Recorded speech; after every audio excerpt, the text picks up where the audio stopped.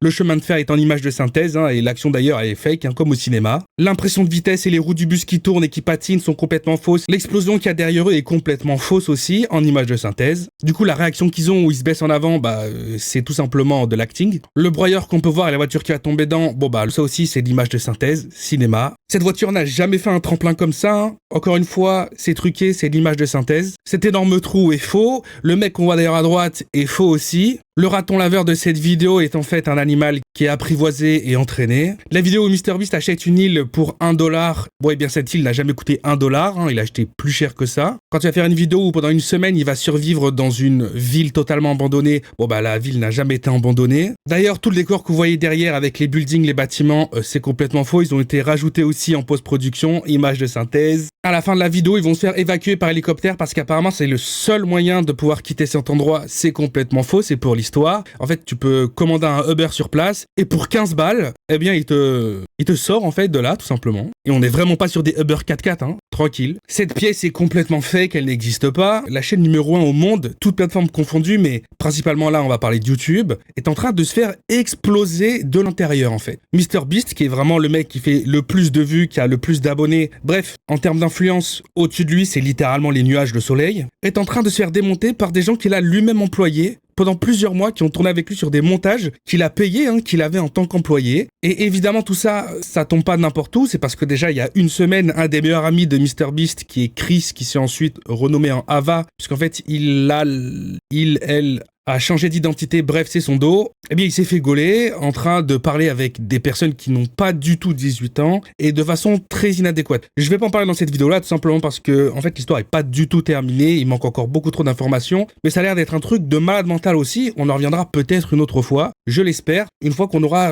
tous les aboutissants du truc. Et c'est pourquoi maintenant, il y a un petit peu toutes ces personnes qui saisissent l'occasion en se disant, on est en train de faire péter Chris, maintenant on va aussi faire péter MrBeast. Comme ça, on fait une pierre deux coups, on termine tout le monde. Et alors on pourrait se dire, mais tous ces gens qui ont bossé avec lui, ils sont grave faux cul au final, parce que pendant des mois, ils ont été rincés, ils prenaient leur salaire, et maintenant qu'ils sont plus employés chez lui, d'un seul coup, ils décident de tout balancer et tout détruire. Mais en fait, ça vient pas non plus de nulle part, tout simplement parce que ces gens-là, ils ont estimé que tout ce qu'ils avaient vu durant ces mois entiers, ça les a un petit peu dégoûtés. Ils pensaient vraiment pas que c'était comme ça, l'envers du décor, et surtout, ils ont assisté des trucs assez incroyables en termes de fraude, et ils se sont sentis obligés de tous en parler en fait. Le mec qu'on voit dans toutes les vidéos de MrBeast, qui était apparemment un random qui ensuite à chaque fois revient parce qu'il perd et il essaie toujours de regagner quelque chose, mais en fait c'est un employé de chez MrBeast et aussi un ami apparemment à lui. La majorité des plans sont complètement fake d'ailleurs, cette porte va se fermer plusieurs fois dans la même vidéo à 2 séquences différentes. Plus ou moins toutes les vidéos avec ce type, Max, sont complètement scriptées en fait vu qu'il bosse sur place. Alors l'enquête elle est assez incroyable,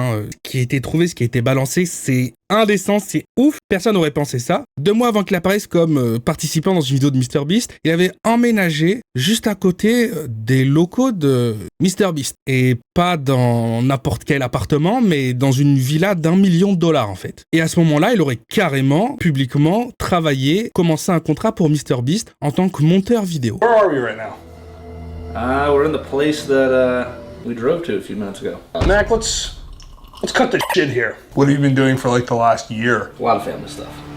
What kind of family stuff? How do you make money? How are you survive with what money?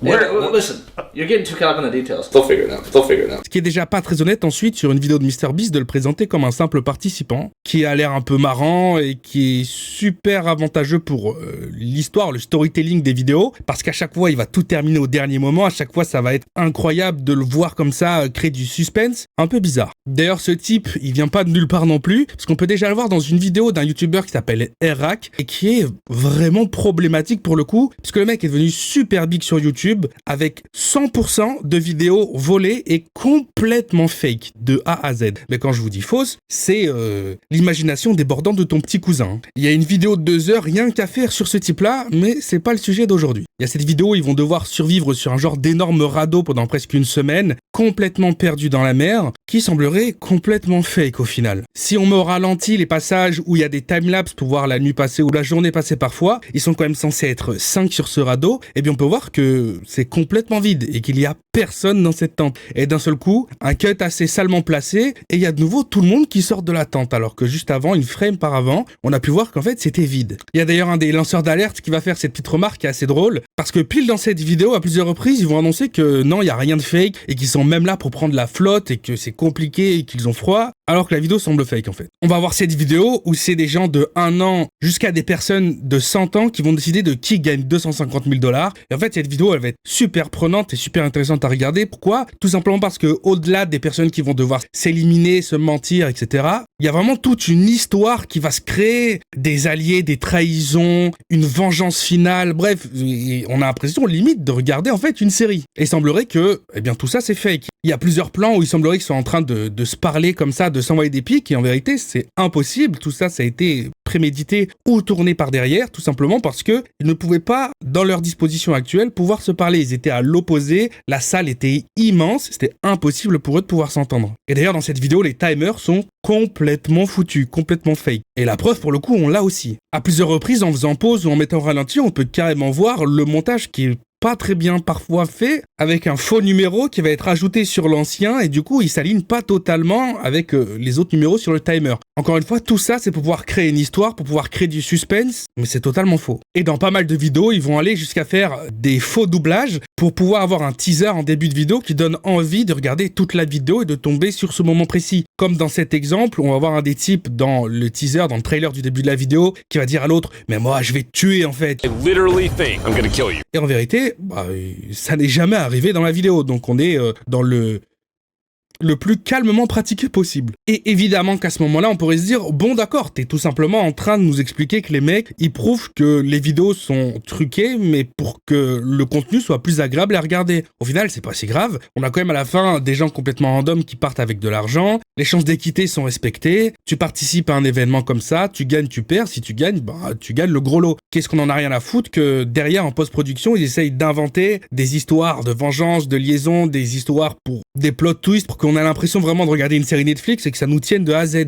Mais en vérité, même les chances de gain sont complètement truquées. On a cette vidéo par exemple où c'est filles contre garçons. Déjà, il y a pas mal de personnes chez les filles qui sont des gens qui bossent chez MrBeast ou voire qui sont encore plus proches de lui. On a celle-ci par exemple qui est tout simplement la DRH de la société de MrBeast. On a celle-ci qui serait une coordinatrice. Enfin, je dis qui serait, mais c'est validé en fait, c'est acté. Elle travaille aussi là-bas. Et on parle de hauts postes, des gens qui sont déjà avec un très bon salaire et qui ont des responsabilités, qui donnent des ordres. Donc il a pas fait ça simplement pour faire plaisir à quelques employés. Ah bah tiens, t'as qu'à participer, ce serait cool pour toi. Non, ils en avaient pas besoin. Et d'ailleurs, ça va même plus loin parce qu'il y a carrément la petite amie de MrBeast qui est là incognito. Il y a carrément des messages internes pré-vidéo qui vont être diffusés sur Internet où on peut voir les gens qui sont en train de préparer les castings pour les vidéos de MrBeast et qui envoient à leurs employés. N'oubliez pas, on a telle vidéo qui arrive bientôt, on a besoin de participants, alors contactez vos familles, contactez vos petites amies, vos petits amis, comme ça on aura des gens qui seront là, présents pour la vidéo. Et là on pourrait se dire, d'accord, peut-être qu'ils font participer des amis, des employés, mais c'est pas comme s'ils les faisaient gagner, ils sont simplement là pour rajouter des membres du cast parce que ce serait difficile d'en trouver,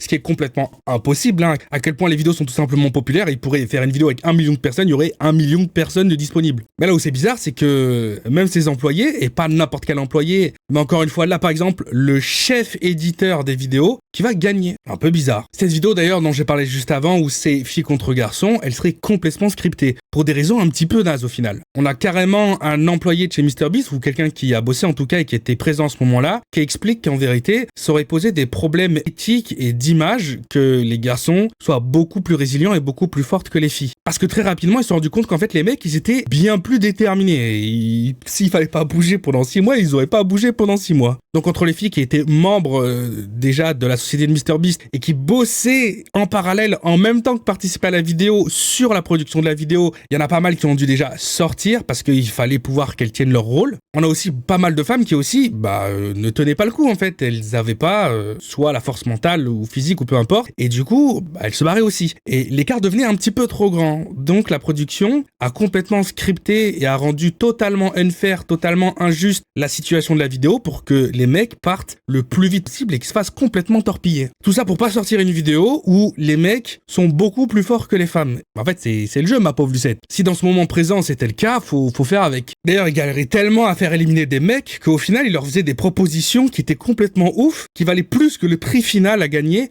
juste pour que des mecs acceptent et quittent le cercle. On en a un par exemple à qui on va offrir 10 000 $ juste pour qu'il abandonne. Et on repart avec 10 000 $ en cash. Chose qu'ils n'ont pas du tout fait chez les femmes. Pourquoi ? Pas parce qu'ils voulaient qu'elles touchent moins d'argent, mais parce qu'en fait, ils avaient besoin qu'il y ait le plus de femmes possible qui restent par rapport au nombre d'abandons qu'elles avaient en comparaison aux mecs qui, eux, lâchaient pas du tout l'affaire pour gagner. Parce que le but de cette vidéo, c'était un groupe de garçons et un groupe de filles qui étaient chacun dans un cercle séparé. Et à chaque fois qu'un des garçons ou des filles, tout simplement mettait un membre à l'extérieur du cercle, se faisait éliminer. Et encore une fois, pour pouvoir réussir à garder un maximum de participantes par rapport aux participants, l'équipe a finalement décidé d'arrêter complètement de regarder si les filles, oui ou non, commençaient à mettre des fois des pieds dehors, dépasser la ligne, pour pouvoir uniquement monitorer les mecs. Et qu'il n'y ait que des mecs qui se fassent virer. Parce qu'il n'y en avait aucun qui bronchait en fait. On a cette vidéo qui va durer pile 10 minutes et c'est d'ailleurs le concept de la vidéo avec un énorme timer qui est présent sur la tour où en fait le timer représente 10 minutes et la vidéo dure 10 minutes. Donc techniquement, donc cut ou pas cut, tout ce qu'on est en train de voir c'est du real time pratiquement. Il manquerait plus que ça soit en live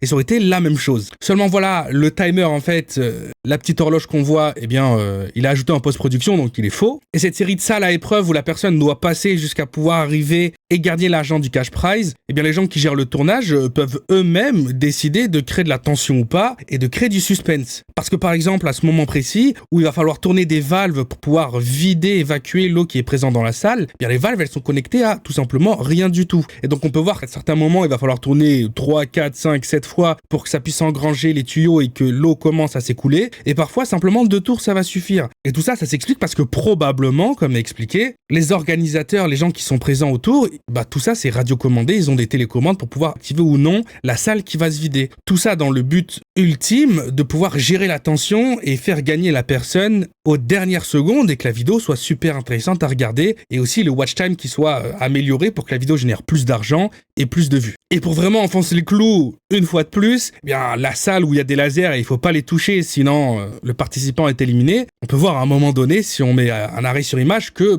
les lasers ont été touchés. Donc normalement déjà la vidéo c'est fini. Mais du coup la vidéo serait pas sortie parce que là il y avait pas une ligne de participants disponible. La personne qu'on peut voir ici dans cette vidéo, c'est pas n'importe qui a gagné, mais c'est une célébrité, c'est même un illusionniste. Quelqu'un qui a l'habitude d'être sur des tournages et qui a l'habitude d'être dirigé avec une équipe de production. On a une vidéo, une des plus grosses vidéos de MrBeast où ça va être un cache-cache qu'avec des énormes influenceurs qui font partie des plus gros sur la planète. Et là aussi, l'équipe de production de MrBeast avait déjà décidé de qui il voulait faire en finale, qui voulait faire gagner. Bref, tout ça, c'était déjà scripté de leur côté. Les influenceurs, eux, par contre, n'étaient pas du tout au courant, n'étaient pas dans la boucle. Et on a celle-ci qui va expliquer que, en fait, l'équipe de production pouvait voir avec les caméras, avec leurs propres yeux, certains endroits où les participants ou les influenceurs allaient se cacher. Ils pouvaient pas directement voir la cachette, mais ils pouvaient les voir rentrer dans certaines salles. Donc ils savaient qu'après, ils avaient qu'à envoyer MrBeast aller chercher à tel endroit ou tel endroit. Et évidemment, ils pouvaient les trouver et donc décider dans l'ordre dans lequel ils allaient faire tomber un par un les participants pour enfin choisir les finales. Elle explique que elle s'est mise dans un endroit, mais elle a réussi à se faufiler, à se plier en 17 pour se cacher dans un truc où vraiment jamais on ouvre cet endroit parce que vraiment jamais un corps humain aurait pu tout simplement rentrer là-dedans. Mais elle l'a fait parce qu'elle est très souple. Et c'est pas moi qui le dis, c'est elle. Elle va expliquer que ils étaient vraiment sur son dos et ils voulaient vraiment l'éliminer avant d'éliminer d'autres personnes. Si bien qu'elle a pu les entendre à plusieurs reprises faire des allers-retours dans sa pièce avec une des personnes qui disait à l'autre de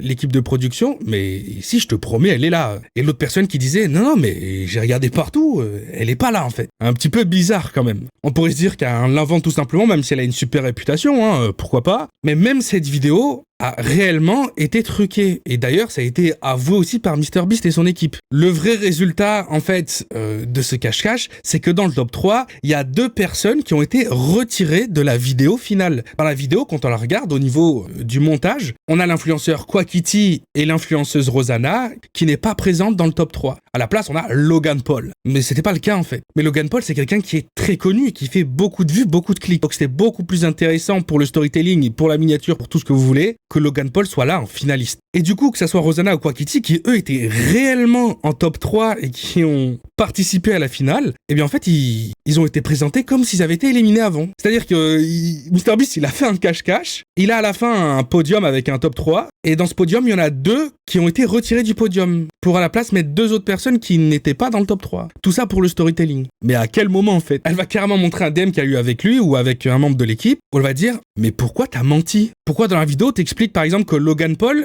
s'est fait retrouver éliminé moins d'1 minute avant la personne qui a gagné, qui était Zach King? Alors que c'est totalement faux, il était même pas dans les finalistes, il a été retrouvé mais genre 1 heure avant. D'ailleurs moi-même, j'ai pu tenir et je me suis caché plus longtemps que Logan Paul, alors pourquoi il apparaît comme presque numéro 1 alors qu'il s'est fait évincer mais super longtemps avant? Et il va lui répondre « Ah, je sais pas, c'était il y a longtemps, on n'a qu'à s'appeler quand on a du temps et on en discute. » Ah bon? D'ailleurs le gagnant, il a triché. Il a été se cacher dans un endroit qui était interdit. En fait, il est rentré carrément dans le plafond. Ce qui était d'ailleurs stipulé dès le début, c'est stipulé dans la vidéo, c'est stipulé dans les règles quand eux ils étaient présents. Le mec, il a été se cacher là où on va pas le chercher en fait. Parce que c'est interdit, il allait se cacher là-bas. Et pourtant, il a gagné. Il est finaliste. Numéro 1, il a gagné. C'est normal qu'il a gagné puisque personne n'a été chercher là où il s'est caché en fait, qu'il avait pas le droit. En vérité, la vidéo devrait durer quelque chose comme 2 heures. Pourquoi? Parce que le plus gros dossier arrive et le plus grave. L'acquisition par MrBeast de millions d'abonnés sur YouTube en utilisant une technique complètement illégale et en arnaquant les gens. Une véritable arnaque. On parle de l'installation d'un système type casino en ligne où les gens devaient s'abonner et aussi dépenser de l'argent pour des choses qu'ils n'auront jamais tout simplement. Des gagnants de concours qui n'ont jamais reçu plus de 2 ans après les prix qu'ils ont gagnés. Des marchandises qu'il a vendues en indiquant que les gens, quand il les payait, eh bien,